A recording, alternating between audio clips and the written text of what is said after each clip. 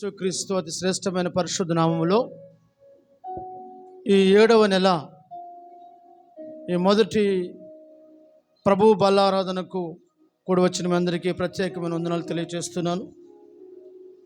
దేవుడు ఈ దినమున మనల్ని కాపాడి సంరక్షించి పోషించి భద్రపరిచి మనల్ని సజీవులుగా ఉంచాడు అంటే కారణం ఆయన ప్రణాళిక నీ ఎడల నా ఎడల ఇంకా మిగిలి ఉంది.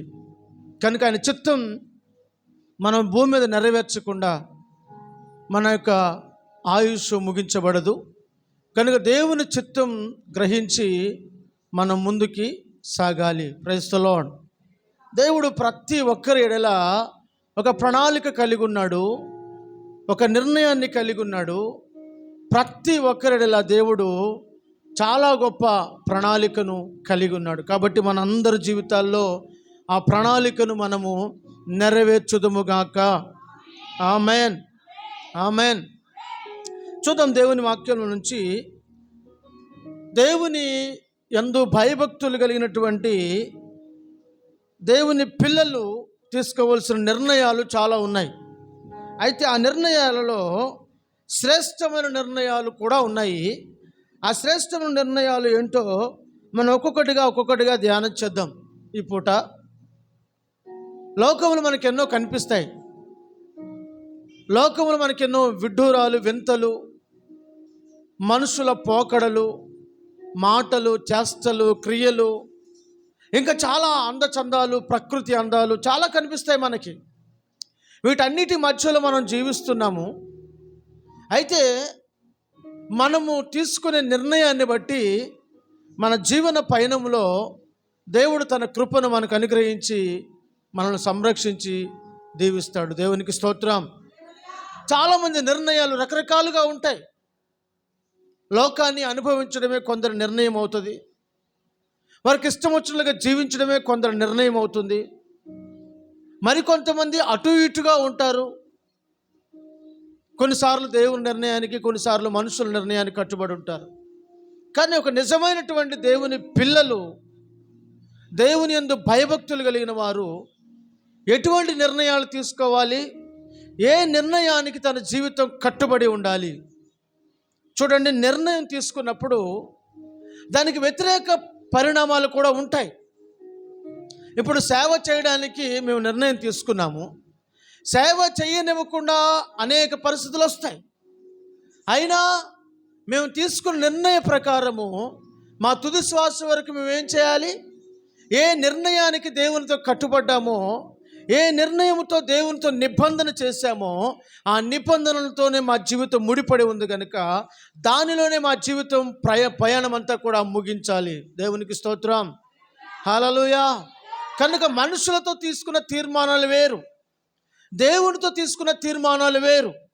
దేవునితో తీసుకున్న తీర్మానంలో నువ్వు నిలబడి ఉండాలి. మనుషులతో తీసుకున్న నిర్ణయాలు నువ్వు నిలబడినా నిలబడకపోయినా, వీలు కుదిరినా కుదరకపోయినా, దేవునితో నువ్వు తీసుకున్న నిర్ణయం, తీర్మానం ఏదైతే ఉందో ఆ తీర్మానానికి నువ్వు కడదాకా, చివరి శ్వాస వరకు నువ్వు ఆ తీర్మానంలో కట్టబడి ఉండాలి. దేవునికి మహిమ కలుగును గాక. ఆమెన్, హల్లెలూయా, హల్లెలూయా. కనుక దేవుని సన్నిధిలో దైవజనుడు ఒక చక్కని నిర్ణయాన్ని తీసుకున్నాడు. ఏమి నిర్ణయం తీసుకున్నాడంటే, లోక సంబంధమైనటువంటి ఈ వైభోగాలను, లోక సంబంధమైనటువంటి ఈ ఆడంబరాలను, లోక సంబంధమైనటువంటి ఈ అధికారాన్ని అన్నిటిని చూశాడు. అన్నిటిని చూసి కూడా తన జీవితంలో ఒక శ్రేష్టమైన నిర్ణయం తీసుకోవాలని ఆశ కలిగి ఒక మంచి తీర్మానం తీసుకున్నాడు. ఎవరతనంటే దైవజనుడైన మోషే. దైవజనుడైన మోషే. చూడండి దేవుని వాక్యం నుంచి హెబ్రీ పత్రిక 11వ అధ్యాయము, హెబ్రీ పత్రిక 11వ అధ్యాయము 24-25 వచనాలు చదువుకుందాం. మోషే పెద్దవాడైనప్పుడు విశ్వాసమును బట్టి ఐగుప్తు ధనము కంటే క్రీస్తు విషయమైన నింద గొప్ప భాగ్యమని ఎంచుకొని అల్పకాలము పాపభోగములను అనుభవించుట అల్పకాల పాపభోగములను అనుభవించుట కంటే దేవుని ప్రజలతో శ్రమ అనుభవించుట మేలు అని యోచించి ఫరో కుమార్తె యొక్క కుమారుడు అనిపించుకున్నట్టు ఒప్పుకొనక ఏలయనగా ప్రతిఫలముగా కలుగు బహుమానం నందు దృష్టి ఉంచెను. దేవునికి మహిమ కలుగును గాక. హల్లెలూయా. లోకములో అతడు ఎవరి కుమారుడు? ఫరో కుమార్తె యొక్క కుమారుడు. అంటే రాజరికంలో పెరుగుతున్నాడు, రాజ్యాధికారం కలిగిన వాడు, సకల వైభోగాలతో ఎదుగుతున్నవాడు, సకల సౌలభ్యాలు, సకల సౌఖ్యము అతనికి ఉంది. అయినప్పటికీ కూడా ఎవరిని చూశాడు? ఏ నిర్ణయానికి కట్టుబడ్డాడు అనంటే దేవుని ప్రజలు, దేవుని పిల్లలు అనబడుతున్న వారు నాటి నుండి ఉన్నారు, ఈ రోజుల్లో కూడా ఉన్నారు.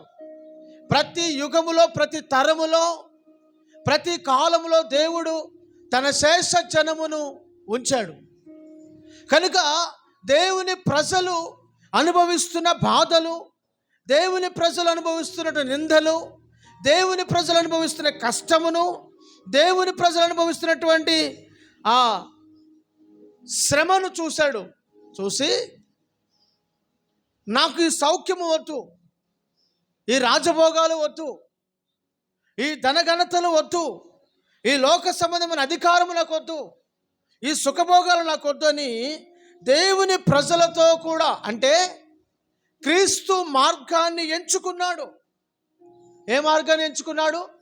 యేసు ప్రభు యొక్క మార్గం, దేవాది దేవుని మార్గాన్ని ఎంచుకున్నాడు. చాలామంది రకరకాల మార్గాలు ఎంచుకుంటున్నారు.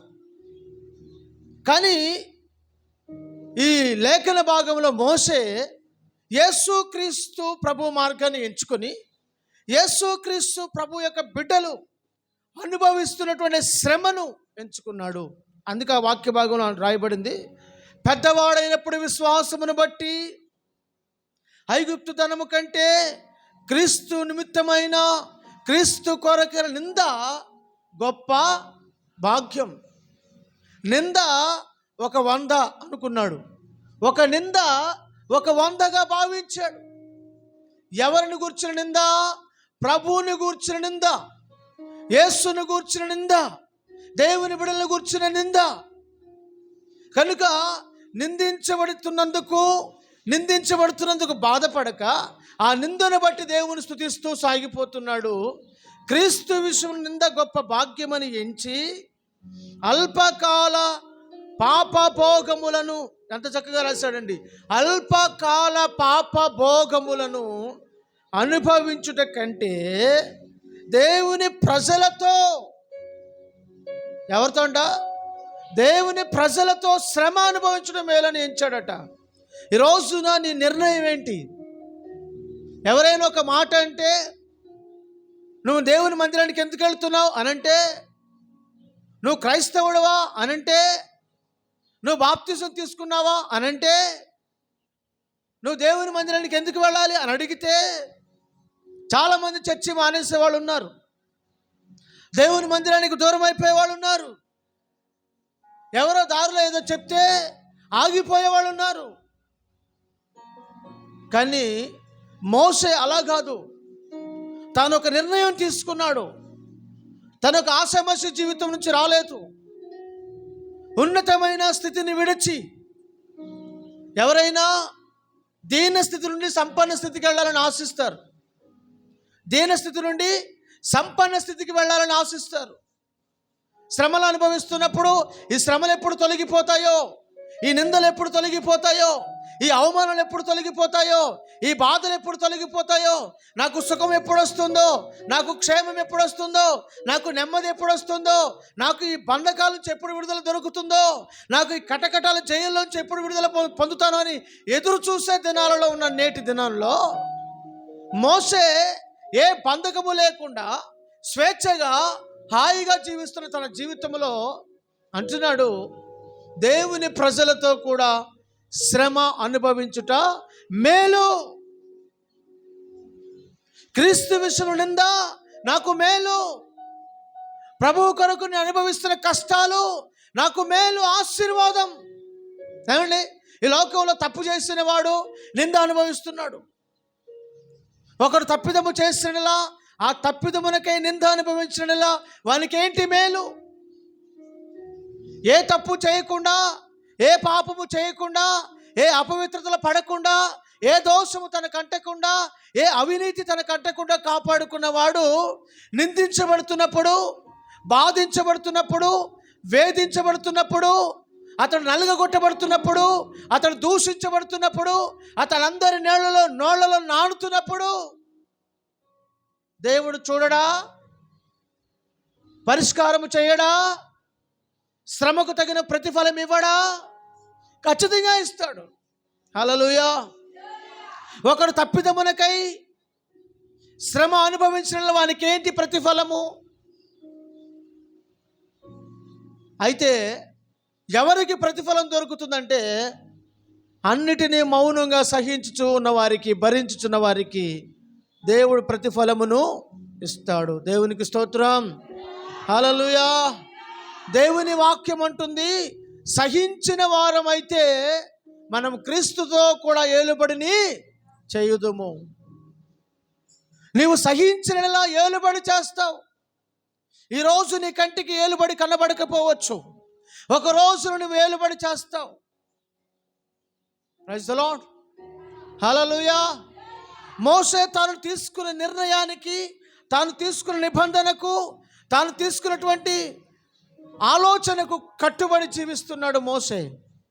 శ్రమలు ఎదురైనాయి, అవమానాలు ఎదురైనాయి. ఇప్పుడు మోషే ఫరోకు వ్యతిరేకంగా నిలబడ్డాడు. మోషే రాజ్యానికి వ్యతిరేకంగా నిలబడ్డాడు. దేవుని ప్రజల పక్షముగా ఉన్నాడు. దేవుని ప్రజల పక్షంగా పోరాడుతున్నప్పుడు దేవుని ప్రజలైన వారు కూడా, అర్థమైందండి, అంటే సొంత ఇంటి వారు, ఎవరు నా వారు అనుకున్నాడో, ఎవరు నా వాళ్ళు అనుకున్నారో, ఎవరు నా జనులు అనుకున్నాడో, ఎవరు నా ప్రజలు, ఎవరి కోసం శ్రమలు అనుభవించాలని వచ్చాడో, వారు కూడా అర్థం చేసుకోలేక మోషేకు వ్యతిరేకంగా మాట్లాడడం ప్రారంభించారు. మోషేకు వ్యతిరేకంగా తిరగడం ప్రారంభించారు. మోషే మీద సణగడం ప్రారంభించారు. అయినను వాటన్నిటిని భరిస్తున్నాడు. కారణం తాను తీసుకున్న నిర్ణయం, తాను తీసుకున్న నిబంధనకు కట్టుబడ్డాడు. Praise the Lord. Hallelujah. Hallelujah. ఈ రోజులో నీకు శ్రమ వస్తుందనో, బాధ వస్తుందనో, కష్టం వచ్చిందనో, ఇబ్బంది వచ్చిందనో, ఎవరో ఏదో అన్నారనో, ఏదో నీ గురించి మాట్లాడుకున్నారనో, ఏదో నీ చెవికి వినపడిందనో, నువ్వు నిర్ణయాన్ని మార్చుకున్నట్లయితే, నీ నిర్ణయానికి నువ్వు కట్టుబడి జీవించకపోయినట్లయితే నువ్వు దేవుని బిడ్డకు సంబంధించిన వ్యక్తివి కాదు. మనం తీసుకున్న తీర్మానంలో మనం చివరి శ్వాస వరకు నిలిచి ఉండాలి. Praise the Lord. Hallelujah. Hallelujah. మోషే సుఖభోగములను విడిచి దేవుని బిడ్డలతో శ్రమ అనుభవించడానికి, కష్టములు అనుభవించడానికి, నిందలు అనుభవించడానికి తీర్మానం చేసుకుంటే, మరొక భక్తుడు దేవుని సన్నిధిలో ఉన్నాడు. అతడు అంటాడు, అతడు తన నీతియుక్తమైన జీవితమునకు కట్టుబడ్డాడు. నీతి కలిగిన ప్రవర్తనకు తన జీవితాన్ని తీర్మానంతో కట్టుబడ్డాడు. ఏంటా నీతి అంటే, నేను బ్రతికినంత కాలం, నా జీవిత కాలం అంతయు కూడా నేను నా దేవుని కొరకు నీతిగా బ్రతుకుతాను. నా దేవుని కొరకు నీతిగా బ్రతుకుతానని తీర్మానం చేసుకున్నాడు. చాలాసార్లు అతని జీవితంలో నీతిని విడిచిపెట్టవలసిన పరిస్థితులు వచ్చినా, తన నీతిని విడవక ఆ నీతిని గట్టిగా పట్టుకున్నాడు. ఎలా పట్టుకున్నాడు? గట్టిగా పట్టుకున్నాడు. ఎప్పటి వరకు? మరణమగు వరకు. ఎప్పటి వరకు? మరణమగు వరకు. ఎంత మాత్రమును నీతిని విడవక గట్టిగా పట్టుకున్నాడు. ఈరోజు నీ జీవితంలో నువ్వు గట్టిగా పట్టుకోవాల్సిన వాటిని పట్టుకుంటున్నావా? చాలామంది అల్పమైన, స్వల్పమైన, దుర్నీతి సంబంధమైన, పనికి మాలిన విషయాలను గట్టిగా పట్టుకుంటున్నారు. అవి వారిని ఎంత నాశనం చేస్తాయో వారికి తర్వాత జీవితంలో అర్థమవుతుంది. నీవు శ్రేష్టమైన వాటిని, విలువైన వాటిని, మంచి వాటిని, రమ్యమైన వాటిని, ఖ్యాతి గల వాటిని, శ్రేష్టమైన వాటిని గట్టిగా పట్టుకో. మనుషులకు భయపడో, పరిస్థితులకు భయపడో, స్థితిగతులకు భయపడో వ్యర్థమైన వాటిని పట్టుకోవద్దు. హల్లెలూయా. ఒకరోజు బాగా వరద వస్తుందంట. వరద ప్రవాహం వస్తూ ఉంటే ఆ వరద ప్రవాహంలో చాలా ఇళ్ళు, వస్తువులు కొట్టుకొచ్చేస్తున్నాయంట. ఇళ్ళు, వస్తువులు, వాహనాలు కొట్టుకొస్తుంటే ఒకడు ఒడ్డును చూసి వాడు అనుకున్నాడంట, ఈసారి వచ్చేది నాదే, ఈసారి వచ్చేది అది ఏదైనా నాదే, నేను పట్టుకుంటానని చెప్పి లోపలికి ఆ నది ఒడ్డు నుంచి దాన్ని అందుకోపోయి గట్టిగా పట్టుకున్నాడంట. పట్టుకుంటే దాన్ని ఒడ్డుకు లాగుదాం అనుకునేసరికి అదే ఈయన లోపల లాక్కెళ్తుందంట. ఆ ప్రవాహంలో కొట్టుకుపోతా ఉన్నాడంట. ప్రవాహంలో కొట్టుకుపోతున్న జనాలంతా అడుగుతున్నారంట, రే రారా, ఒడ్డుకురా, ఒడ్డుకురా, ఒడ్డుకురా, ఒడ్డుకురా అంటే, నేను వదిలిపెట్టిన ఇది నన్ను వదిలిపెట్టట్లేదురా, నేను వదిలిపెడుతున్నా ఇది నన్ను వదిలిపెట్టట్లేదు అని అరుస్తున్నాడంట. నన్ను రక్షించండి, నన్ను కాపాడండి అరుస్తున్నాడంట. ఇంతకీ ఏంటో తెలుసు, అది ఒక ఎలుగుబంటి కొట్టుకుపోతా ఉంది ఆ వరదలో. ఏంటిది? ఒక ఎలుగుబంటి కొట్టుకుపోతా ఉంది. ఈడు ఏదో పెద్ద గొంగళి అనుకున్నాడో, మరి ఇంకేదో వస్తువు అనుకున్నాడు, దాన్ని గట్టిగా పట్టుకున్నాడు. అదేం చేసింది? తాను రక్షించుకోవడానికి ఈడు చేయి గట్టిగా పట్టుకుంది. ఇద్దరు కలిసి కొట్టుకుపోతా ఉన్నారు. జోగి జోగి రాసుకుంటే బూడిద రాలుతుందట. చాలామంది జీవితాల్లో అనవసరమైన వ్యక్తులు పట్టుకొని ఏలాడుతున్నారు, పనికిరాని విషయాలు పట్టుకొని ఏలాడుతున్నారు, ఉపయోగం లేని వాటిని పట్టుకొని వేలాడుతున్నారు. మీరు పట్టుకోవలసిన వాటిని గట్టిగా పట్టుకోండి. విలువైన వాటిని, శ్రేష్టమైన వాటిని, నమ్మదగిన వాటిని గట్టిగా పట్టుకోండి. అవి మిమ్మల్ని రక్షిస్తాయి, అవి మిమ్మల్ని కాపాడుతాయి.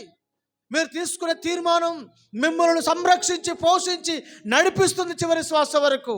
హల్లెలూయా, హల్లెలూయా. దేవుని సన్నిధిలో ఒక వ్యక్తి ఉన్నాడు.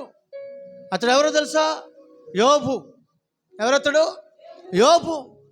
యోబు తీర్మానం తీసుకున్నాడు, యోబు నిర్ణయం తీసుకున్నాడు. మొదటిగా మీకు మోషేను చూపించాను. మోషే శ్రమలు, నిందలు, అవమానములు దేవుని కొరకు అనుభవించడానికి సిద్ధపడి నిర్ణయం తీసుకున్నాడు, సుఖభోగములు, రాజభోగములను విడిచి. రెండవదిగా నేను మీకు తెలియచేస్తున్నాను, చూపిస్తున్నాను, యోబు. వీరందరూ ఎవరు? దేవునికి ఇష్టమైన వారు, దేవుని సన్మార్గములో, దేవుని రాజమార్గములో టీవీగా నడిచిన వారు, దేవుని కొరకు తమ జీవితాలను ప్రతిష్ఠించిన వారు, దేవుని కొరకు వారి జీవితాలను యాగమై సమర్పించుకున్న వారు, సజీవ యాగముగా.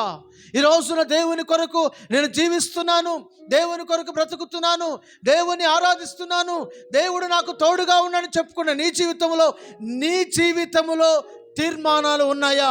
నిర్ణయాలు ఉన్నాయా? ఒక నిబంధనకు నువ్వు కట్టుబడి బ్రతుకుచున్నావా?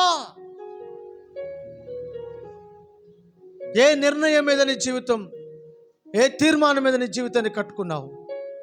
చూడండి, యోబు గ్రంథం 27వ అధ్యాయము 5-6 వచనం చదువుకుందాం. 27వ అధ్యాయం యోబు గ్రంథం 5-6 వచనాలు చదువుకుందాం. మీరు చెప్పినది న్యాయమని నేనెంత మాత్రమును ఒప్పుకోను. మరణమగు వరకు నేనెంత మాత్రమును యథార్థతను విడువను. నేను ఎంత మాత్రమును నా నీతిని, నా యథార్థతను నేను విడువను. చూడండి, ఏం విడివాడంట? దేన్ని విడిచిపెట్టడంట? చెప్పాలి చెప్పాలి చెప్పాలి, నోరు తెరిచి చెప్పాలి. ఏం విడిచిపెట్టడంట? ఏం విడిచిపెట్టడంట? ఎప్పటిదాకా? ఎప్పటిదాకా? మరణమగు వరకు. ఈ రోజుల్లో నీ జీవితంలో తీర్మానం ఉందా? నాకేం జరిగినా పర్లేదండి, నేనేమైపోయినా పర్లేదండి, నన్ను ఎవరేమనుకున్నా పర్లేదండి, నన్ను ఎవరేమనుకుంటారు అనుకోనివ్వండి, నేను మాత్రం మరణమగు వరకు యథార్థతను విడిచిపెట్టను. ఏం జరిగినా సరే యథార్థంగానే ఉంటా, నీతిగానే ఉంటా, నమ్మకంగానే ఉంటా అని నువ్వు తీర్మానం ఉందా నీ జీవితంలో? వారం గడిస్తే నీ నీతి తప్పుతుంది. 3 రోజులు వేరే వ్యక్తులతో కలిస్తే నీ నీతి తప్పిపోతుంది, నీ యథార్థత తప్పిపోతుంది, నీ ఆలోచనలు పాడైపోతున్నాయి. నీ ఒంటరిగా ఉంటే నీ తలంపులు పాడైపోతున్నాయి. 10 మందిలో ఉన్నప్పుడు, బజార్లో ఉన్నప్పుడు, బస్సులు ఎక్కినప్పుడు, ట్రైన్లు ఎక్కినప్పుడు, ఆఫీసులో ఉన్నప్పుడు నీ తలంపులు, ఆలోచనలు మారిపోతున్నాయి. మనుషులను చూసినప్పుడు, వారి వస్త్రధరణ చూసినప్పుడు నీ తలంపులు మారిపోతున్నాయి, నీ ఆలోచన మారిపోతుంది, నీ నిర్ణయాలు మారిపోతున్నాయి. విపరీతమైనవి నీ కళ్ళకు కనిపించినప్పుడు నీ యొక్క ప్రతి తీర్మానం సాతాను దొంగిలిస్తున్నాడు. సాతాను దొంగిలిస్తున్నాడు. మరలా వస్తావు దేవుని దగ్గరికి, అయ్యా నేను తప్పు చేస్తాను, నన్ను క్షమించు అని మరలా తీర్మానం చేసుకుంటాం. మళ్ళీ మామూలే. కుక్క తన వాంతికై వెనుదిరిగినట్లుగా, కుక్క తన వాంతికై వెనుదిరిగినట్లుగా అనేక సార్లు నువ్వు వెనుదిరుగుతూనే ఉన్నావు. విలువైన వాటిని నువ్వు పట్టుకోలేకపోతున్నావు, శ్రేష్టమైన వాటిని నువ్వు చేజిక్కించుకోలేకపోతున్నావు. అందువల్ల నీ జీవితంలో శాపం, నీ బిడ్డల జీవితంలో శాపం, అనేక కట్లు నిన్ను బంధించి ఉంచడానికి కారణం సరైన తీర్మానం నీ జీవితంలో లేకపోవడమే. భక్తి చేయడం గొప్ప కాదండి. లోకంలో కోకోలలో భక్తి చేస్తున్నారు, కోకోలలో భక్తి చేస్తున్నారు. తీర్మానం లేని భక్తి, నిర్ణయం లేని భక్తి, తీసుకున్న దానికి కట్టుబడలేని భక్తి చాలా ఉన్నాయి జీవితంలో, లోకంలో చేస్తున్నారు. వారికి నీకు తేడా ఏంటి? వారికి నీకు తేడా ఏంటి? తాగుబోతు 40 రోజులు భక్తి చేస్తాడు, తాగకుండా ఉంటాడు. 40 రోజుల తర్వాత తాగుతాడు. తిరుగుబోతాడు, తిరుగుబోద్ది, కట్టుబడి ఉంటుంది 40 రోజులు. తర్వాత మళ్ళీ కథ మావులే. కుక్కకి బద్దలు కట్టినట్టుగా మళ్ళీ ఆ బద్దలిప్పగానే కుక్క తోక వంకరే. వంకర బుద్ధి ఎంతకాలం? వంకర స్వభావం ఎంతకాలం? నీ వంకర బుద్ధి నీకు ఆశీర్వాదం తీసుకుని రాదు. నీ వంకర బుద్ధి నీ జీవితంలో చాలా, నీకు తెలియకుండా చాప కింద నీరులాగా నీ కుటుంబ వ్యవస్థను నాశనం చేస్తుంది, నీ బ్రతుకును నాశనం చేస్తుంది. అవివేకం, అంధత్వం నీ మనోనేత్రాలు గుడ్డితనం కలుగ చేస్తుంది. నువ్వు గుర్తించకుండా నిన్ను నాశనానికి తీసుకుని వెళుతుంది. యోబు అంటాడు, మరణమగు వరకు నేను ఎంత మాత్రమును యథార్థతను విడువను, విడువను గాక విడువను. చూడండి 13వ అధ్యాయము 15వ వచనం, యోబు గ్రంథం, యోబు గ్రంథం 13వ అధ్యాయము 15వ వచనం. ఇదిగో ఆయన నన్ను చంపినను, ఆయన నన్ను చంపినను, నేను ఆయన కొరకు కనిపెట్టుచున్నాను. ఆహా, దేవునికి స్తోత్రం. హల్లెలూయా, హల్లెలూయా. నిన్ను చంపుతానని ఎవడని బెదిరిస్తే చాలు, అంతే సంగతులు, అంతే సంగతులేక మళ్ళీ అడ్రస్ ఉండవు. అర్థమైందండి? అర్థమైందా? ఈ బాపట్ల ప్రాంతంలో, బాపట్లకు వచ్చిన తొలి దినాల్లో ఒక అతను నన్ను సవాలు విసిరాడు. నేను అడ్రస్ లేకుండా చేసేస్తానన్నాడు. ఈరోజు వరకు ఇదే అడ్రస్లో నిలబడ్డాం. దేవునికి మహిమ కలుగును గాక. హల్లెలూయా, హల్లెలూయా. నీ అంతు చూస్తానని చెప్పాడు, నీ అంతు తేలుస్తానని చెప్పాడు. ఈరోజు వరకు ఇదే అడ్రస్లో దేవుడు నన్ను నిలిపాడు ఆ కళ్ళ ముందే. హల్లెలూయా. కనుక ఎవరో నిన్ను బెదిరించి నిన్ను చంపేస్తామనో, ఎవరో ఏదో నిన్ను చేస్తామంటే నువ్వు భయపడవలసిన అవసరం లేదు. నువ్వు భయపడవలసిన వాడు ఒక్కడే. ఎవరికి నువ్వు భయపడాలని నీకు ఈరోజు అర్థం అవ్వాలి. మనుషులకా, దేవునికా? ఈ రోజుల్లో మనుషులకు భయపడేవాడు ఉన్నారు కానీ దేవునికి భయపడేవారు లేరండి. దేవునికి భయపడేవారు లేరు. అందుకే వాళ్ళ కుటుంబాల్లో క్షేమము లేదు, సమాధానం లేదు, నెమ్మది లేదు, అప్పులు, గొడవలు, తగాదాలు, భయంకరమైన రోగాలు, భయంకరమైన సమస్యలు. దానికి కారణం వారు దేవుని కొరకు ఒక మంచి తీర్మానం తీసుకోకపోవడమే. దేవుని కొరకు ఒక మంచి నిర్ణయం తీసుకోకపోవడమే. ఒక మంచి బ్రతకగల నిర్ణయం తీసుకోలేకపోవడం. యోబు అంటున్నాడు, ఇదిగో ఆయన నన్ను చంపినను నేను ఇంకా ఆయన కొరకే కనిపెట్టుకుని ఉంటా. హల్లెలూయా. నేను ఆయన కొరకే జీవిస్తా, నేను ఆయనకే సాక్షిగా ఉంటా, నేను ఆయన విడిచిపెట్టును, ఆయనతోనే ఉంటా, ఆయన్నే వెంబడిస్తా అని ఒక శ్రేష్టమైన తీర్మానం తీసుకున్నాడు యోబు. ఈరోజు నీ జీవితంలో ఆ తీర్మానం ఉందా? ఒక శ్రేష్టమైన నిర్ణయం, తీర్మానం తీసుకోగలుగుతున్నావా? వివాహమైనటప్పుడు నిబంధన చేస్తావు. అబ్బో ఆర్భాటంగా, ఘనంగా, పెద్దలతో, బాజా భజంత్రులతో పెద్దగా ఘనంగా చేసుకుంటావు పెళ్ళి. తర్వాత ఎవడు అన్నాడు అంటలే, పెళ్ళిళ్ళు ఎక్కడ నిర్ణయించబడతారని స్వర్గంలో అన్నాడంట. మరి తర్వాత దినాలనండి నరకంలో అన్నాడంట. అట్టకుంది కథ చాలామంది. పెళ్లి రోజు స్వర్గంలో నిర్ణయించబడతాయంట, తర్వాత దినాలన్నీ నరకంలో నిర్ణయించబడతాయంట. అంటే పెళ్ళైనప్పుడేరా నీకు స్వర్గం, తర్వాత అంతా నరకవేరా అని చెప్తున్నాడు వాడు. నేనేమంటా తెలుసునా, నువ్వు నీతిగల వాడవైతే, నీతిగల దానమైనవైతే నీ లైఫ్ అంతా కూడా చాలా ఆశీర్వాదకరంగా ఉంటుంది. Praise the Lord. హల్లెలూయా.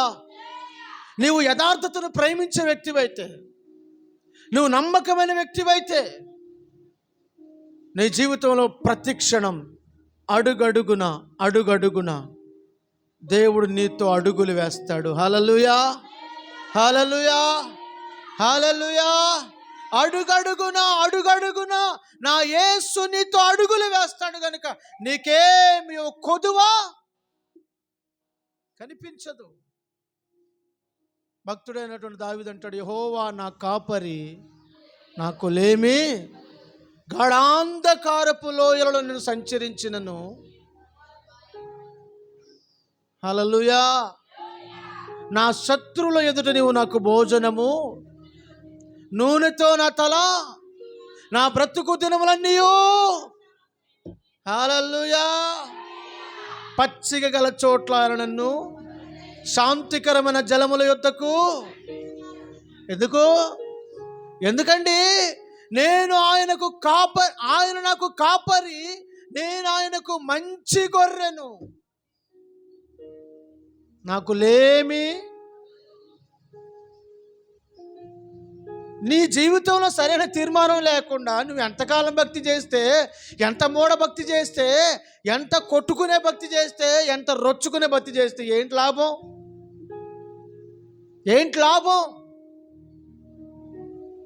దేవుడు నీ నుండి ఏది ఆశిస్తున్నాడో దాన్ని నువ్వు చేయలేనప్పుడు నీవు దేవుని శక్తిని, దేవుని విలువను, దేవుని స్థితిగతులను, దేవుని ప్రణాళికను నీ జీవితంలో ఎన్నటికీ అర్థం చేసుకోలేవు. నువ్వు తీర్మానం చేసుకోవాలి, మరణమగు వరకు నా నీతిని విడువను, ఆయన నన్ను చంపినను నేను ఆయన కొరకు కనిపెట్టుకుంటాను. హల్లెలూయా, హల్లెలూయా, హల్లెలూయా. కనుక ఈ రోజున లోకమంతా దేంతో నిండిపోయింది తెలుసండి? వ్యభిచారం. యేసు ప్రభు అందుకే ఈ తరానికి ఒక పేరు పెట్టాడు. ఏ తరం అని పేరు పెట్టాడు? వ్యభిచార సంబంధమైన చెడ్డ తరము. ఈ తరమంతా పిల్లలు చూడండి, పిల్లలు మొదలుకొని పెద్దవాళ్ళు, ముసలోళ్ళు, వయసు తప్పినోళ్ళు, అందరి దృష్టిలో, అందరి కళ్ళు, అందరి మనసులో, అందరి ఆలోచనలు ఒకటే. ఏంటది? వ్యభిచారం, వ్యభిచారం, వ్యభిచారం, వ్యభిచారం. ప్రతి ఒక్కరు పొరుగువాని భార్యను ఆశించడం, పొరుగువారి స్త్రీలను, పురుషులను, పరపురుషులను, పరస్త్రీలను ఆశించడమే. ఎవరి కళ్ళు చూసినా, ఎవరి మనసు చూసినా దేవుడు స్కానింగ్ పెట్టి ఒక్కొక్కళ్ళ మనసు హృదయాల మీద పెడితే మొత్తం బట్టబయలైపోతాయి. ప్రతి ఒక్కరి మనసు వ్యభిచార సంబంధమైన తలంపులతో నిండిపోయాయి. ఇంకా పాపం అంటే ఏంటో పూర్తిగా తెలియక మునిపే చిన్నపిల్లలు సైతం విపరీతమైన వాటిని చూసి, సెల్ ఫోన్లో చూడరాని దృశ్యాలు చూసి అమితమైన జ్ఞానం పొంది తప్పుడు దారిలోకి వెళ్ళిపోతున్నారు. అటువంటి సంఘటన తన జీవితంలో, తన కుటుంబంలో జరుగుతున్నప్పుడు తాను ఎంతగా బాధ్యతను, నిర్ణయం తీసుకున్నాడో చూడండి, మీకు చూపిస్తాను. అతడొక సైనికుడు,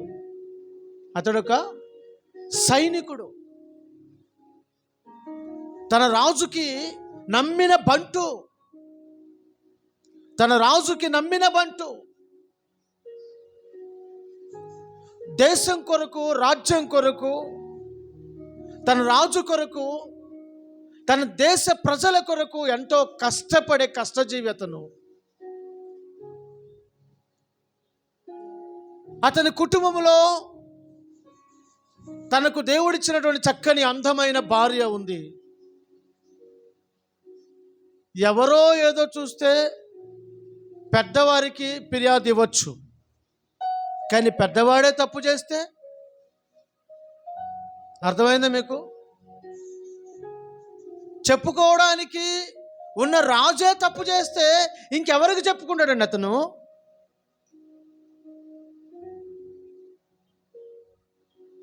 అతని పేరు ఉరియా.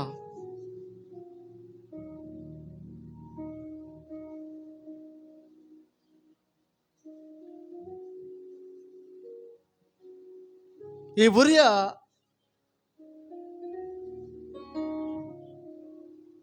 రాజు ఇంటికి పిలిపించి అంటాడు, నువ్వు వెళ్ళి విశ్రాంతి తీసుకో, నీ ఇంటికి వెళ్ళిపో,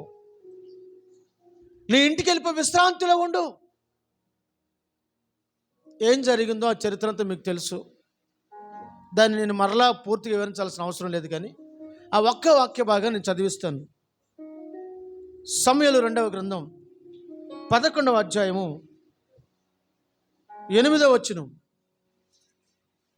తరువాత దావీదు ఇంటికి పోయి శ్రమ తీర్చుకొనమని ఉరియాకు సెలవీయగా, ఉరియా రాజనగరులో నుండి బయలు వెళ్ళెను. అతని వెనుక రాజు పలహారం అతని ఎద్దుకు పంపించెను గాని ఉరియా తన ఇంటికి వెళ్ళక తన ఏలిన వాని సేవకులతో కూడా రాజనగరి ద్వారమున పండుకొనెను. ఉరియా తన ఇంటికి పోలేదన్న మాట దావీదుకు వినపడినప్పుడు దావీదు ఉరియాని పిలిపించి, నీవు ప్రయాణం చేసి వచ్చితివి కదా, ఇంటికి వెళ్ళకపోతివేమని అడుగగా, ఉరియా మందసమును, ఇశ్రాయేలు వారును, యూదా వారును గుడారములలో నివసించుండగను, నా అధిపతియగు యోవాబును, నా ఏలినవాడవగు నీ సేవకులను బయట దండులోనుండగా భోజన పానములు చేయుటకు నా భార్య యొద్ద పండుకొనుటకు నేను ఇంటికి పోదునా? నీ ప్రాణము తోడు నేనేలాగూ చేయవాడును కానని దావీదుతో అనెను. దేవునికి స్తోత్రం, హల్లెలూయా. మనం చూసినట్లయితే ఈ లేఖన భాగంలో ఇంటికి పో, రెస్ట్లో ఉండు, ఇదిగో నీ కొరకు పలహారాలు పంపిస్తున్నాను అని సాక్షాత్తు రాజే చెప్తున్నాడు. రాజు తలుచుకుంటే దెబ్బలకు కొదువా? రాజే చెప్తూ ఉన్నప్పటికీ కూడా ఈ ఉరియా రాజుతో చెప్తున్న ఆలోచన ఏంటి తెలుసునా? రాజా, దేవుని మందసం ఇశ్రాయేలు ప్రజల వారు యూదావారును గుడారములో నివసించుచు ఉండగా నేను నా సేవకులు, నా అధిపతులు, యోవాబు వాళ్ళందరూ దండులో ఉండగా భోజన పానములు చేయుటకును నా భార్య యొద్ద పడుకునుటకును నేను ఇంటికి పోదునా? అది ఎంత మాత్రమును కుదరదు. నీ తోడు, నీ ప్రాణము తోడు నేను అలాగూ చేయువాడను కాదు. హల్లెలూయా, హల్లెలూయా. ఈ ఉరియా ఎవరండి? మంచి సైనికుడు. దేవుని కొరకు, ఇశ్రాయేలు ప్రజల కొరకు, రాజు కొరకు, దేశము కొరకు, రాజ్యము కొరకు నడుము కట్టుకున్నవాడు. ఏం కట్టుకున్నవాడు? నడుము కట్టుకున్నవాడు. పోరా, ఇంటికి పోయి పడుకో అని రాజా చెప్తున్నా కూడా రాజాజ్ఞను ధిక్కరించి తిరిగి వెళ్ళిపోయి ఎక్కడ పడుకున్నాడంట? సైనికులతో పోయి పడుకున్నాడు. ప్రైజ్ ద లార్డ్, హల్లెలూయా. తన ఉద్దేశం, తన నిర్ణయం, తన ఆలోచన మన ఊహకు అందదు. బైబిల్ గ్రంథం అంటుంది, స్వార్థకుని పని చేయము, శ్రమపడుము, క్రీస్తు యేసునందు మంచి సైనికుని వలె పోరాడుము. ప్రభువునందు, క్రీస్తు యేసునందున్న కృపచేత నీవు బలవంతుడవు కమ్ము. ఈ రోజున దేవుని కృపచేత బలవంతులుగా మార్చబడి దేవుని కొరకు శ్రమ పడేవారు లేరు. దేవుని సైన్యము కొరకు శ్రమ పడేవారు లేరు. దేవుని బిడ్డల కొరకు ప్రార్థించేవారు లేరు. దేవుని ప్రజల కొరకు కన్నీరు కార్చేవారు లేరు. ఎవడి స్వార్థం వాడిది, ఎవడి సుఖం వాడిది, ఎవడి పోకడాడిది, ఎవడి ఇష్టం వచ్చినట్టుగా చేస్తున్నాడు.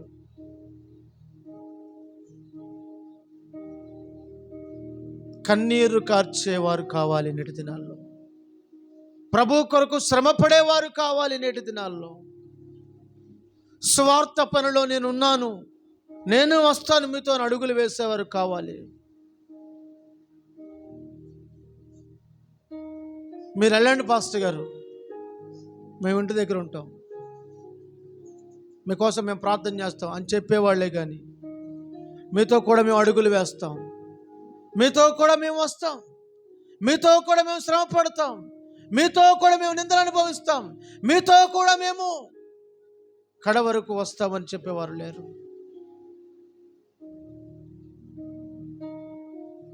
నీ ఉరియా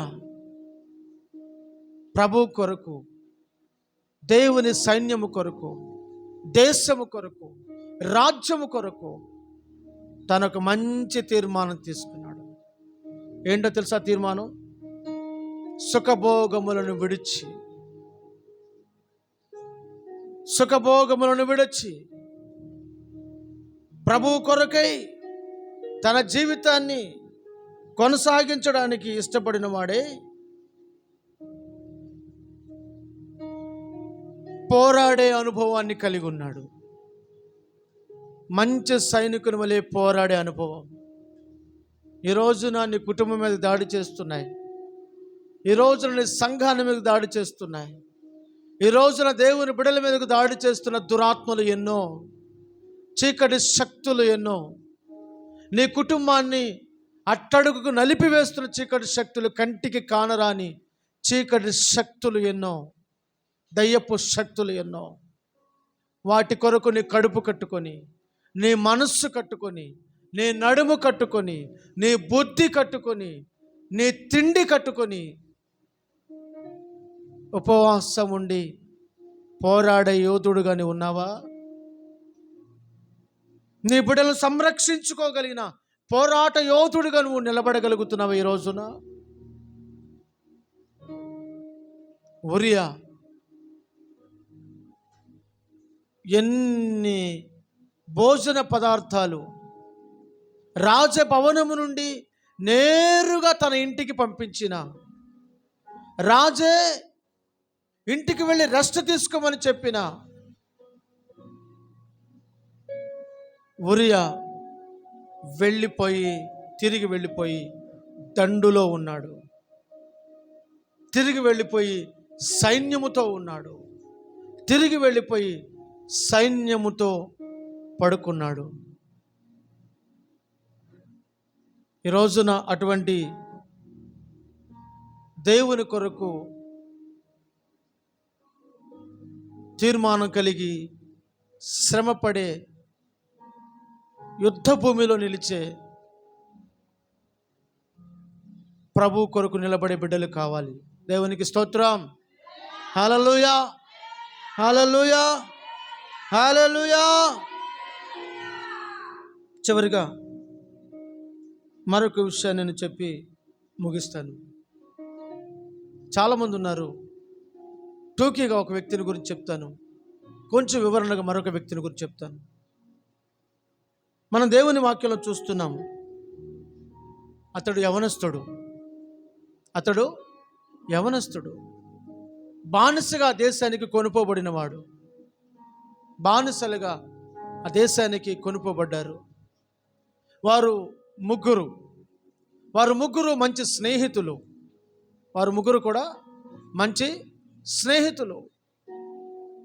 ఈ ముగ్గురు స్నేహితులు మంచి నిర్ణయం తీసుకునేవారు, మంచి ప్రేమ కలిగిన వారు.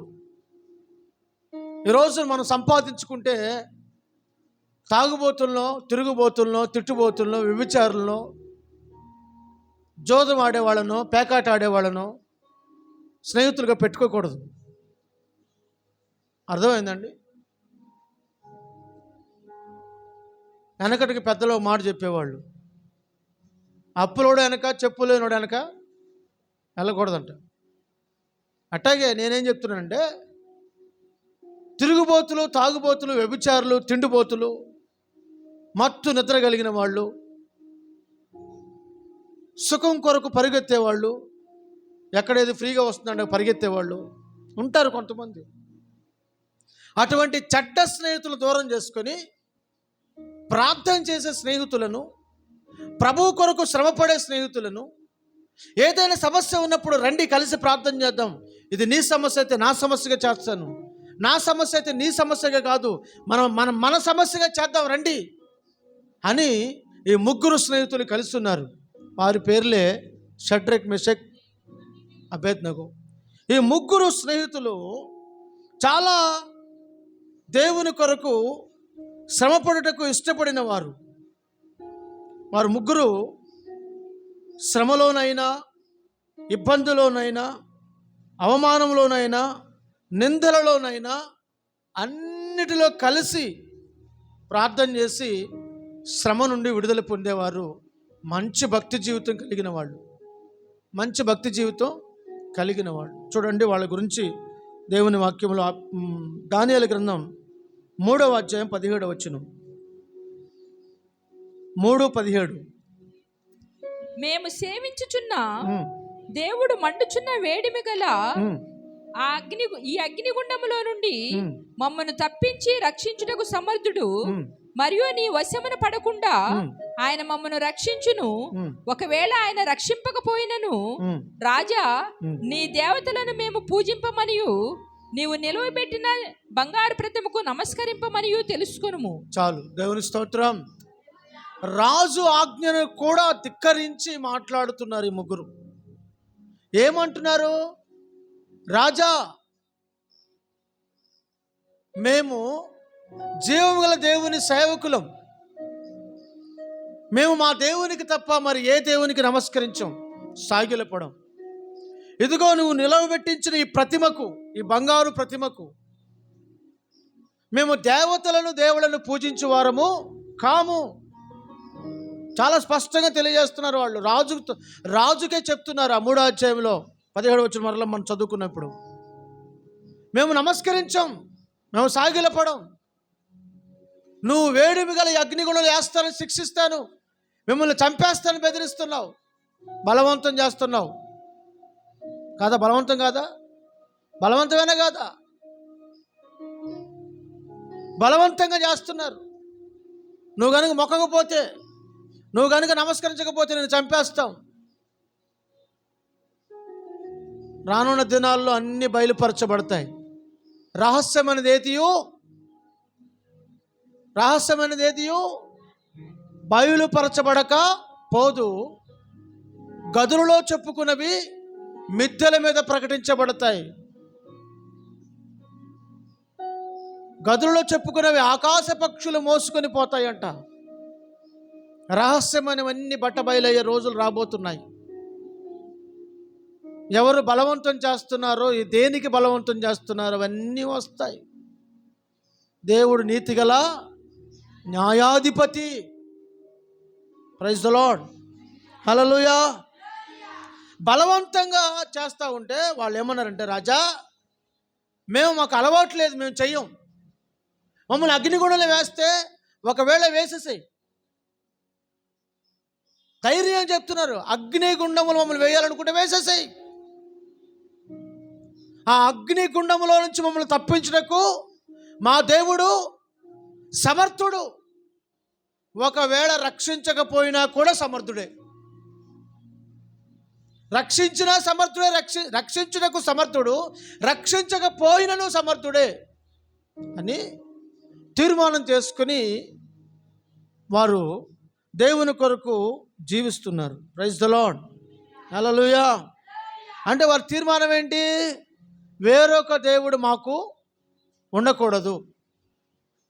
దేవుని ఆజ్ఞల్లో మొదటి ఆజ్ఞ ఏంటి? నీ దేవుడని యెహోవాను నేనే, నేను తప్ప నీకు వేరొక దేవుడు ఉండకూడదు. ఆకాశం అందే కానీ, భూమి అందే కానీ, భూమి క్రింద అందే కానీ దేని రూపమునైనను నువ్వు పూజించకూడదు, సాగిలపడకూడదు, మొక్కకూడదు కూడా. అర్థమైందండి? సాగిలపడకూడదు, పూజించకూడదు, మొక్కకూడదు. ఇది ఎవరికి తెలుసు? షడ్రక్ మేషక్ అబేద్నెగోలకు తెలుసు. వారు తమ దేవుని ఆజ్ఞకు లోపడిన వారు. మనుషుల ఆజ్ఞకో రాజ్యాజ్ఞకో లోపడేవారు కాదు. వారు మనుషులు పెట్టిన నియమ నిబంధనలకు లోపడేవారు కాదు. సాక్షాత్తు దేవుని కట్టడలకు, నియమాలకు లోపడిన వారు కనుక వారు రాజుతోనే తిరిగి సవాల్ చేశారు. ఈ రోజున నీకు ఆ తీర్మానం ఉందా? ఈ రోజున రాజులు నిన్ను వచ్చి నువ్వు ప్రతిమకు నమస్కారం చేయని చెప్పరు. ఇప్పుడు రాజులు లేరు. ఎక్కడో అక్కడక్కడ ఒకళ్ళిద్దరు ఉన్నారు. అదేది కువైట్లో ఒక రాజు ఉన్నాడు, కువైట్ రాజు. అక్కడక్కడ ఒకళ్ళిద్దరు రాజులు ఉన్నారు, అంతే తప్ప. ఇప్పుడైతే మనల్ని బంధించి నిర్బంధించే కొన్ని కార్యాలు ఉన్నాయి. ఇదిగో ఈరోజు నువ్వు ప్రభువుని సేవించడానికి వెళ్తావా? ఈరోజు ఆదివారం కదా, సకల కోటి పరిశుద్ధులు ప్రభువుని ఆరాధించడానికి వెళ్తున్నారు. నువ్వు కూడా వెళ్తావు ఆరాధించడానికి? నిన్నట్ట పోనిస్తాను, నువ్వు వెళ్ళకూడదు వాళ్ళ ఆరాధనకి అని నీకు ఆటంకం తీసుకొచ్చి పెడతాడు. ఏదో ఒక ఆటంకం తీసుకొచ్చి పెడతాడు. అదే రాజు, అదే రాజు. అర్థమైందండి? కంటికి కనిపించని చీకటి శక్తులు నిన్ను అడ్డుకుంటాయి. దేవుని సన్నిధికి వెళ్ళకుండా, ప్రార్థన చేయనివ్వకుండా, మొరపెట్టనివ్వకుండా, ప్రభువుని సేవించనివ్వకుండా, నీవు వాటన్నిటిని ఆత్మలో గ్రహించి వాటన్నిటిని గుర్తుపట్టి, ఓహో ఇది సాతాను ప్రణాళిక, నిన్ను ఎదగనివ్వకుండా, నన్ను అభివృద్ధి చెందనివ్వకుండా, నేను ఫలించకుండా, నేను దేవుని కొరకు నిలబడకుండా నాకు అడ్డుబడులుగా వస్తున్నాయి. నన్ను దేవుని వేరుపరచునదేదో అది నేను వేరు చేస్తాను, వేరు చేయగలగాలి. దేవునికి స్తోత్రం, హల్లెలూయా. నీకు నీ దేవునికి మరి ఏది అడ్డు రాకూడదు, రాకుండా చూసుకోవాల్సిన బాధ్యత నీదే. హల్లెలూయా. అది వ్యాపారమా, బిజినెస్సా, ఉద్యోగమా, మరొకట ఏదైనా కావచ్చు, ఏదైనా కావచ్చు. క్రీస్తు నుండి నిన్ను దూరపరచున్నది శాపగ్రస్తమగును గాక. ఆమేన్, హల్లెలూయా. ఇది షడ్రక్ మెషక్ అబేద్నెగోల యొక్క నిర్ణయం. మరణానికైనా అప్పగించుకుంటున్నారు కానీ ప్రతిమలకు, విగ్రహాలకు, దేవతకు సాష్టాంగ పడలేదు, పూజించలేదు, నమస్కరించలేదు. మరొక వాక్యాన్ని చెప్పి నేను ముగిస్తాను, చూడండి. యెహోషువ తీర్మానం, చివరిగా ఒక తీర్మానం చెప్పి నేను ముగిస్తున్నాను. యెహోషువ తీర్మానం. యెహోషువ తీర్మానం ఏంటి? 24వ అధ్యాయము 15వ వచనం. యెహోవాను సేవించుటకు మీ దృష్టికి కీడని మీ దృష్టికి ఒకవేళ కీడు, హలో, అర్థమవుతుందా? బాప్తిజం పొందడం కొంతమంది దృష్టికి కీడు అనిపిస్తుంది. చాలా సంవత్సరాలు దేవుని మందిరానికి వస్తున్నావు కమ్మా, చాలా సంవత్సరాలు మందిరానికి వస్తున్నావు కదయ్యా, బాప్తిజం పొందండి ఇప్పుడు కాదులే. ప్రభువుని ఎరిగావు కదా, అన్నీ మానుకున్నావు కదా, విగ్రహాల జోలికి పోవట్లేదు కదా, విగ్రహార్పితమని తినడం లేదు కదా, అయినా నువ్వెందుకు బాప్తిజం పొందని? ఇప్పుడు కాదులే, ఇంకా టైం ఉందిలే. చాలామంది ఈ వాక్య భాగాన్ని గమనిస్తే 6 లక్షల మంది ఉన్నారు. ఎంతమంది? 6 లక్షల కాల్బలం కలిగిన వారు ఉన్నారు. వారిలో యెహోషువ తీర్మానం చేసుకుంటున్నాడు. ఏంటా తీర్మానం? ఇదిగో మీ దృష్టికి యెహోవాను సేవించుట కీడని ఎంచినలా మీరు ఎవరిని సేవిస్తారో సేవించండి, మీ ఇష్టం. నది అద్దరిని నది దాటక మునుపు నది అద్దరిని మీ పితరులు సేవించిన దేవత ఎవరిని సేవించారో ఆ దేవతలు మీరు సేవించాలనుకుంటే వారి దేవతలను సేవించుదురో నేడు మీరు కోరుకొనుడి. సరిగ్గా చదువుకోండి. హల్లెలూయా. మీరెవరిని సేవింపకోరినను నేనును నా ఇంటి వారును యెహోవాను సేవించెదమనెను. హల్లెలూయా. ఎవరిని సేవిస్తాడంట? ఎవరెవరు? నేనును. ఈ రోజున దేవుని మందిరానికి భార్య వస్తే భర్త రాడు, ఎక్కడో ఉంటాడు, బజార్లో తిరుగుతూ ఉంటాడు. ఒకవేళ భర్త వస్తే భార్య రాదు, ఇంట్లో ఏదో వంట చేస్తూ ఉంటుందమ్మా. చేయడం తప్పేమీ కాదు, చేసుకోవాలి. చేసుకోకపోతే ఎట్లా? కానీ దేవునికి ఇవ్వాల్సిన సమయాన్ని దొంగిలించి చేస్తే అది తప్పు. దేవుడు నిన్ను ఆశీర్వదించాలని కోరుకున్నా మంచిదే, మరి దేవునికి సమయాన్ని ఇవ్వకుండా దేవుడు నిన్ను ఎలా ఆశీర్వదిస్తాడు? అంటే స్వార్థపూరితమైన భక్తి అనేది. నువ్వేమో దేవునికి న్యాయం అనేది ఏది చెయ్యవు, దేవుడు మాత్రం న్యాయంగా నిన్ను చూడాలి, న్యాయంగా చేయాలి. ఇది ఎలా కుదురుతుంది? కనుక దేవునికి ఇవ్వాల్సిన సమయాన్ని నీవు ఇవ్వు. ఇక్కడ యెహోషువ అంటున్నాడు, నేనును నా ఇంటి వారును, నా ఇంటి వారందరితో ఎవరిని సేవిస్తున్నా అంటాడు? యెహోవానే సేవించదను. ఒక తీర్మానం, ఒక నిర్ణయం, ఒక కట్టుబాటు. అనవసరమైన వాటికి కట్టుబాటు ఉంటారండి చాలామంది. ఒకరి మీద నింద వేయాలంటే, ఒకరి మీద అబద్ధ సాక్ష్యం చెప్పాలంటే, ఒకరిని బజారుకి ఇచ్చాలంటే 10 మంది కూడొచ్చి అబద్ధాలు ఇన్ని చెప్తారు. అవేమైనా క్షేమకరమా? తర్వాత నిన్ను దేవుని శిక్ష నీ మీదకి రాకుండా ఉండదు. ఒక చిన్న అబద్ధం చెప్తేనే శిక్ష వస్తుంది. దేవుని శిక్ష ఎవడు తప్పించుకో, నేనైనా తప్పించుకోలేను, మీరైనా తప్పించుకోలేదు. ఎందుకంటే దేవుడు నీతిగల న్యాయాధిపతి, అంతే. ఆయన భూలోక న్యాయాధిపతి. దేవుడు లేడనుకొని విచ్చలవిడిగా బ్రతకడానికి భూమి మీద దేవుడు మనల్ని పుట్టించలా. నీ ఇష్టమైనట్టు జీవించడం, నీ ఇష్టమైనట్టు బ్రతక, నీ ఇష్టం వచ్చినట్టు అన్నీ చేసేసేయి, నేను మాత్రం కళ్ళు మూసుకొని చూస్తూ ఉంటాను అంటానికి ఇంకా దేవుడు ఎందుకు? చట్టాలు మౌనంగా ఉంటాయేమో, అర్థమైందా? నాయకులు మౌనంగా ఉంటారేమో. జీవము గల దేవుని కన్నులు మౌనముగా ఉండవు. ప్రకృతి దేవుని ఆయుధం, ప్రకృతి దేవుని ఆయుధం, నేల దేవుని ఆయుధం, సముద్రము దేవుని ఆయుధం, ఆకాశము దేవుని ఆయుధం. సృష్టిలో దేవుడు ఉన్నాడు. నిన్ను నాశనము చేయడానికి ఆజ్ఞాపిస్తే క్షణం చాలు. హల్లెలూయా. ఒకడొచ్చి నువ్వే భక్తుడివా, పాడవులు అందరు భక్తులే అని ఇష్టం వచ్చినట్లు మాట్లాడుతుంటే దేవుడు చూసి అన్నాడు మోషేతో, మోషే వాడు తెగరెచ్చిపోతున్నాడు కానీ కొంచెం ఇశ్రాయేలు ప్రజలందరినీ పక్క జరగమని చెప్పు అన్నాడు. అందరూ పక్కకు జరిగారు. జరిగిన తర్వాత వాడు ఎక్కడైతే వాడి కుటుంబం అంతా ఉంది, ఎవరు వాళ్ళు? కోరాహు కుమారులు. కోరాహు కుమారులు కొంతమంది మిగిలేరులేండి, వాళ్ళు తర్వాత కీర్తనలు రాశారు. కోరాహు, అభినాదాబు, ఇంకా మరికొంతమంది, వీళ్ళందరూ కూడా దేవునికి వ్యతిరేకంగా, దేవుని మందిరానికి వ్యతిరేకంగా, దేవుని సంఘానికి వ్యతిరేకంగా, దేవుని సేవకు వ్యతిరేకంగా, దేవుని సేవకుడికి వ్యతిరేకంగా. నేను చెప్తున్న కట్టుకథలు కాదు, కల్పిత కథలు కాదు, వాక్యంలో ఉన్నదో చెప్తున్నాను. కావాలని మీరు చూసుకోండి, లైవ్లో వినేవాళ్ళు కూడా చూసుకోండి. దేవునికి స్తోత్రం.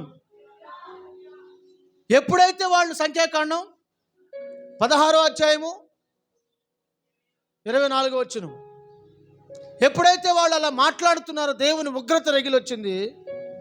వారు నిలిచి ఉన్న భూమి నెరవిడిచిందంట. వారు నిలిచి ఉన్న భూమి నెరవిడిచింది. ఉన్న పాటును వాళ్ళు పాతాళంలోకి వెళ్ళిపోయారు. మళ్ళీ నేల మామూలు అయిపోయింది. అర్థమైందా? ఇంట్లోకి రమ్మని పిలిచి డోర్ వేసినట్టుగా, డోర్ తీసినట్టుగా ఉంది కథ. అర్థమైందా? బంధువులు వచ్చారు, లోపలికి రండి అని చెప్పి డోర్ తీసి లోపలికి పిలిచి మళ్ళీ డోర్ ఎత్తే బయట ఎవడో కనపడ్డు. అందరూ ఎక్కడ ఉన్నారు? లోపల ఉన్నారు.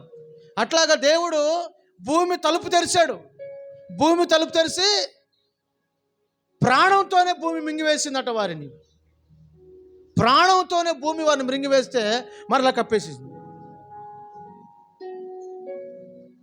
కనుక నీవు దేవునితో సరైన తీర్మానం తీసుకోకుండా, దేవుని ఎదుట నీతి జీవితం చేయకుండా, దేవుని ఎదుట సరైన భక్తి జీవితం చేయకుండా, దేవుని ఎదుట సరైన పరిశుద్ధత లేకుండా, దేవుని ఎదుట నువ్వు పాప భోగములు అనుభవిస్తూ నాటకాలు ఆడితే నష్టం నీకే,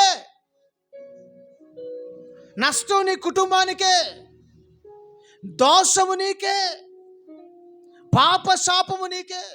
కనుక వాటన్నిటిని విడిచిపెట్టి ఇదిగో భక్తుల వలె, పరిశుద్ధుల వలె, మన పితరుల వలె వాళ్ళు తీసుకున్నట్లుగా ఒక తీర్మానం తీసుకొని, ఒక నిర్ణయం తీసుకొని, ఆ నిర్ణయానికి నువ్వు కట్టుబడి ప్రభువుకి అప్పగించుకొని, ప్రభువా ఇదిగో మోసే వలె నేను ఉంటాను, ఇదిగో యోబు వలె నేను ఉంటాను, ఇదిగో ఉరియా వలె నేను ఉంటాను, ఇదిగో ప్రభువా నేను షడ్రక్ మేషక్ అబేద్నెగోల వలె ఉంటాను, యెహోషువ వలె నేను నా ఇంటి వారితో కలిసి నేను ఆరాధిస్తాను, నా ఇంటి వారితో కలిసి నేను ఆరాధిస్తానయ్యా. కుటుంబం అంతా కలిసిపోద్ది ఎక్కడికి? సినిమాకి. కుటుంబం అంతా కలిసిపోద్ది ఎక్కడికి? షాపింగ్కి, బట్టల షాపింగ్కి. కుటుంబం అంతా కలిసిపోద్ది మాసం కొట్టుకి. కుటుంబం అంతా కలిసి వెళ్తారు బజారు చుట్టూ తిరగడానికి. కానీ కుటుంబం అంతా కలిసి వచ్చి దేవుణ్ణి ఆరాధించేవారు ఎంతమంది ఉన్నారండి? వారు ధన్యులు. హల్లెలూయా. ఒకవేళ నీ కుటుంబం రాకపోతే నీ కుటుంబం కొరకు ప్రార్థన చేయి, ప్రభువుని అడుగు, గోసాడు, ప్రార్థన చేయి. అయ్యా నా కుటుంబం అంతా నీ సన్నిధిలో ఉండాలి, శ్రేష్టమైన నీ సన్నిధిలో కనబడాలి, నా కుటుంబం దీవించబడాలయ్యా, నా కుటుంబం నీ ప్రణాళికలో తప్పిపోకూడదు, నా కుటుంబంలో ఏ ఒక్కరు కూడా పనికి రాని వారుగా, పనికి మాలిన వారుగా మార్చబడకూడదని ప్రార్థన చేసుకో. దేవుడిని ప్రార్థన ఆలకించి నీ కుటుంబాన్ని కడతాడు, తీసుకొస్తాడు, నడిపిస్తాడు, వారి జీవితాన్ని బాగు చేస్తాడు. ఆ కృప దేవుడు మనకు అనుగ్రహించునుగాక. అందరు ప్రభు సన్నిధిలో మోకరించి ప్రార్థన చేసుకోండి. దేవుని చేతులకు మిమ్మల్ని మీరు సమర్పించుకొని హృదయపూర్వకంగా ప్రభు హస్తాలకు అప్పగించుకొని ప్రార్థన చేసుకోండి. ఇంతవరకు దేవుని వాక్యాన్ని విన్నావు, నువ్వు రావలసిన చోటుకే వచ్చావు, వినవలసిన మాటలను వింటున్నావు, విలువైన శ్రేష్టమైన మాటలను వింటూ ఉండగా నీ జీవితాన్ని ప్రభు హస్తాలకు అప్పగించుకొని, ప్రభువా ఇదిగో నా ముందు వెళ్ళిన పరిశుద్ధుల వలె నేను ఒక శ్రేష్టమైన తీర్మానం చేసుకుని ఆశ కలిగి ఉన్నానయ్యా.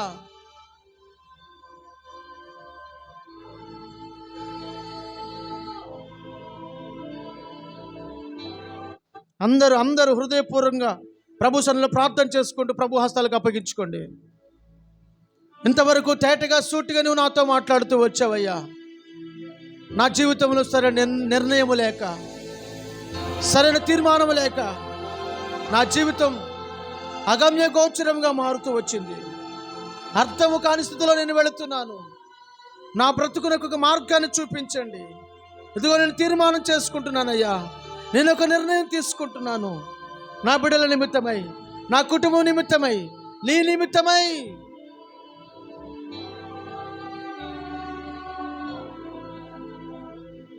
సుఖభోగాలను విడిచిపెడుతున్నానయ్యా నీకోసం, సుఖభోగాలను విడిచిపెడుతున్నానయ్యా నీకోసం. మోసే వలె ఒక తీర్మానం తీసుకొనగలవా?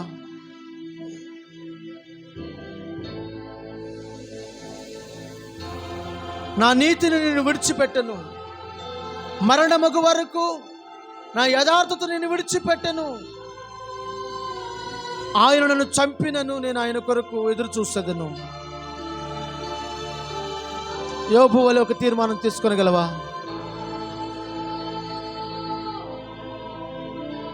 ఎదుగో యోవాబును సైన్యమును దండులో ఉండగా తినుటకు త్రాగుటకు ఇది సమయమా? భార్యతో ఉండుటకు ఇది సమయమా? నీ తోడు, నీ జీవము తోడు, నేను అలాగూ చేయలేనని తిరిగి వెళ్ళిపోయి దండులో దేవుని బిడ్డలతో శ్రమ అనుభవించడానికి, దేశం కొరకు, రాజ్యం కొరకు శ్రమ పడుటకు వెళ్ళిన వాడే ఉరియా. క్రీస్తు యేసునందున మంచి సైనికుని వలె మంచి పోరాటము నువ్వు పోరాడగలుగుతున్నావా? ఒక మంచి తీర్మానం తీసుకొనగలుగుతున్నావా? పరిచర్య కొరకు, సంఘం కొరకు, ఆత్మల కొరకు, నశించిపోతున్న ఆత్మల కొరకు ప్రభు హస్తాలకు అప్పగించుకొని షడ్రక్, మెషక్, అబేద్నగో వారు యవనస్తులే కానీ బలమైన తీర్మానాలు తీసుకున్నారు, బలమైన ప్రార్థనా జీవితాన్ని కలిగి ఉన్నారు, మంచి సహవాసాన్ని కలిగి ఉన్నారు. జీవముల దేవునికి తప్ప మరి దేనిని వారు సేవించలేదు, పూజించలేదు, ఆరాధించలేదు, మొక్కుబడి చేయలేదు, సాష్టాంగపడలేదు.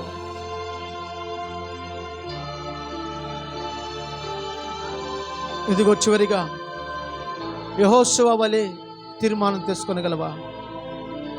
నది అద్దరిని మీ పితరులు సేవించిన దేవతలను దేవుళ్ళు సేవిస్తారు, మీ ఇష్టం. నేను నా ఇంటి వారు మాత్రం యెహోవాను మాత్రమే సేవించదమని తీర్మానం చేసుకున్నాడు. ఆ తీర్మానం నిలిచి ఉన్నాడు యెహోషువ. ఈ రోజున నీవు దేవుని సన్నిధికి వచ్చావు, ప్రార్థన చేసుకుంటున్నావు, వాక్యాన్ని వింటున్నావు, ఎవరిని సేవిస్తున్నావు? ఏంటి నీ తీర్మానం? ఏంటి దేవుని ప్రణాళిక తెలుసుకొని కూడా ఇంకా సరైన తీర్మానం, సరైన నిర్ణయం తీసుకునే స్థితిలో ఉంటే బ్రతుకు మార్చుకో.